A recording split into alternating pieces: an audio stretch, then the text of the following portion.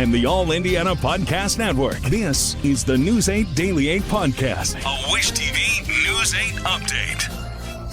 Hello, I'm Jeremy Jenkins, and this is your News 8 Daily 8 podcast for Tuesday, September 17th. Okay, it's time to commit. 2024 is the year for prioritizing yourself. Begin your new smile journey with Byte, and you could start seeing results in just 2 to 3 weeks. Just order your at-home impression kit today for only $14.95 at Byte.com. Byte clear liners are doctor-directed and delivered to your door. Treatment costs thousands less than braces, plus they offer financing options, accept eligible insurance, and you could pay with your HSA, FSA. Get 80% off your impression kit when you use code WONDERY at Byte.com. That's BYTE.com. Start your confidence journey today with Byte. What makes a life a good one? Is it the adventure you have? Or the friends you find along the way? Maybe it's pursuing your passion while striving to protect, defend, and save what you believe in every single day.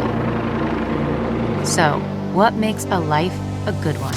In the Coast Guard, we think it's all of the above and more, but you'll have to find out for yourself. Visit gocoastguard.com to learn more.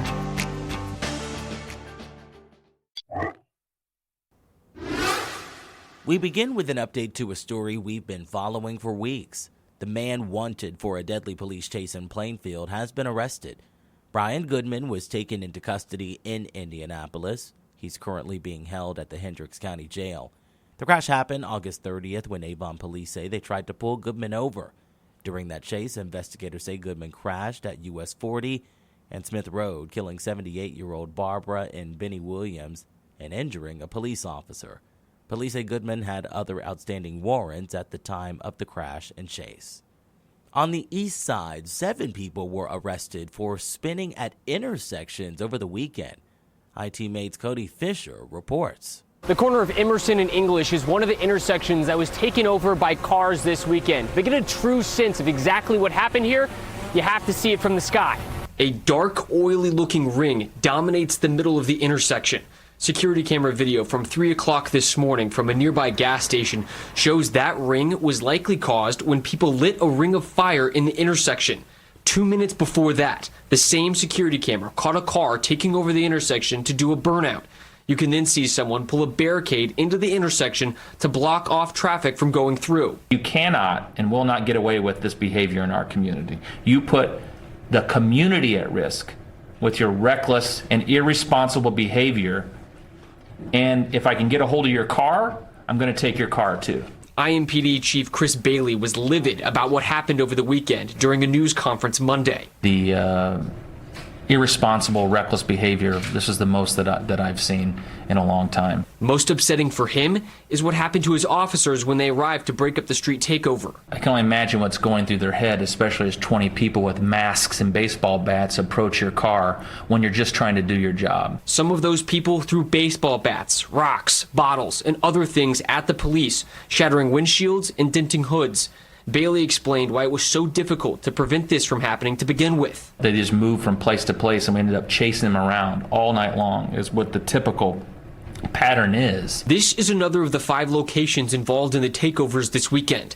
A parking lot off of Lafayette Road on the northwest side, with crushed beer cans and empty beer bottles riddled all over. It looks more like the backyard of a frat house than somewhere people park cars. We had to bring resources from all over the city to deal with this, which means neighborhoods throughout our county did not have the appropriate number of police protection. So far, police have made 7 arrests. IMPD says the majority of them are locals, and they're not done investigating. They plan on making as many arrests as possible for anyone who was involved, including people who planned it. There are promoters, there are people that promote these type of events on social media, and they can be sure that they're going to be targets of any sort of criminal investigation that we have as well. For ITMate, I'm Cody Fisher for Wish TV, wishtv.com, and follow us on Facebook for updates.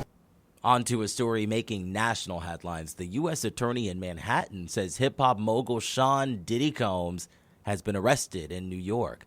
It comes after a federal grand jury indicted Combs in New York. Authorities say police arrested him at a Manhattan hotel last night after he had relocated to New York in anticipation of the charges. The U.S. attorney says that indictment is currently sealed, but the charges will be revealed sometime this morning. In Springfield, Ohio, classes at 2 colleges and several schools are set to resume today.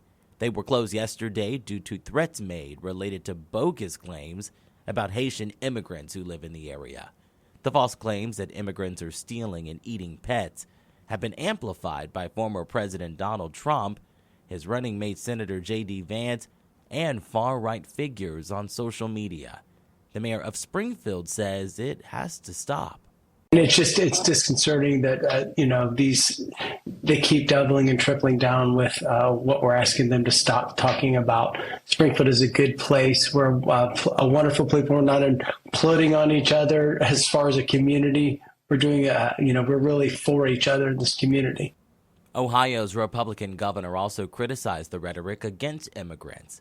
He says Ohio state troopers are sweeping every school building in Springfield ahead of classes today. INDOT is asking for your input on the US 31 and I-465 interchange project. It is set to improve the capacity and efficiency of the interchange on the Hamilton and Marion County line. The project will also add a lane to east and westbound 465 to northbound 31 to reduce the amount of merges. INDOT says nearly 105,000 vehicles travel US 31 daily. That number is expected to rise to about 160,000 by 2045. I think a lot of people will agree that this project needs to be done because it's growing so rapidly in this area. And with that comes more people, more vehicles, and more traffic. INDOT is holding a meeting to allow drivers to give feedback on the project. That meeting will be held at Drury Plaza Hotel right off North Meridian in Indianapolis next Thursday at 5:30. When it comes to the weather, Storm Track 8 says the warm and dry conditions will continue. Meteorologist Marcus Bailey has your News 8 Daily 8 forecast. I think today's going to be day number 11 of consecutive days without rain, and we'll probably tack on several more as well. Let's walk you through this here. Let's start with radar and satellite first, because I know yesterday we mentioned we might get a little bit of cloud cover from a tropical system that made landfall in the Carolinas last night. We are seeing some of those clouds in Ohio, in Kentucky, and extreme southeastern counties of our state. But this is really just kind of pump the brakes. I don't think we're going to see much more advancement to the north and west. None of the rain makes it to us. And I don't know if any of this cloud cover is actually going to make it to central Indiana. So I'm going to keep things very quiet here for this morning and really for the remainder of the day. Very mild again here in Indy, 64, dew point low, winds are light, and it is a clear sky overhead. You get outside of the city, low to mid 50s. So very similar numbers to what we have had over the last several mornings. 53 Muncie, 55 Shelbyville, and 54 in Terre Haute. Statewide, same thing. Low to mid 50s pretty much statewide. You do have a few 60s peppered in, specifically around Evansville, up around Chicago, Cincinnati. Of course, you do have some clouds that are working in to southwestern Ohio this morning. Wind's not a tremendous issue coming out of the north and east, around 3 to 5 miles per hour. Those will stay pretty quiet and relaxed through the remainder of the day with tons of sunshine. 81 at noon. I'm going to go with a high of 86, which is actually about 2 to 3 degrees cooler than yesterday, but still a pretty toasty day, 8 degrees warmer than average. I think we're pushing close to 90 here for the back half of this work week. Believe it or not, I actually do have some rain opportunities to talk about here in the extended forecast. We'll time that out coming your way in just a few minutes. To get a peek at the full forecast, just head over to wishtv.com, or you can download the Wish TV Storm Track 8 app. And don't forget to check out our Storm Track 8 weather blogs.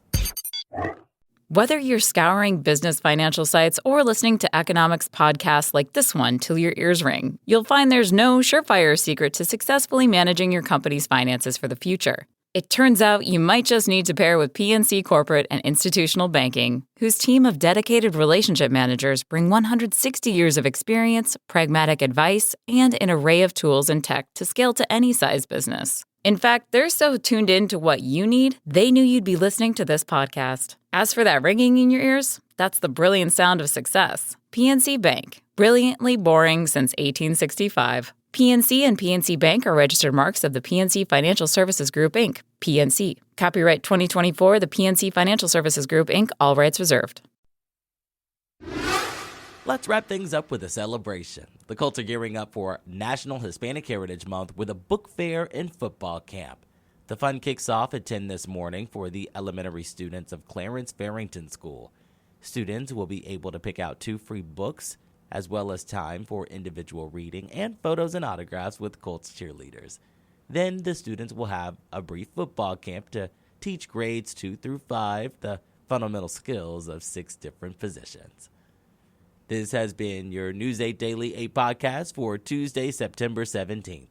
I'm Jeremy Jenkins for Wish TV, wishtv.com, or follow us on Facebook for updates. This is the News 8 Daily 8 podcast, a Wish TV News 8 update on demand. For even more, on demand and on the go, connect with Wish TV on Facebook at wishtv.com and on the free Wish TV mobile app.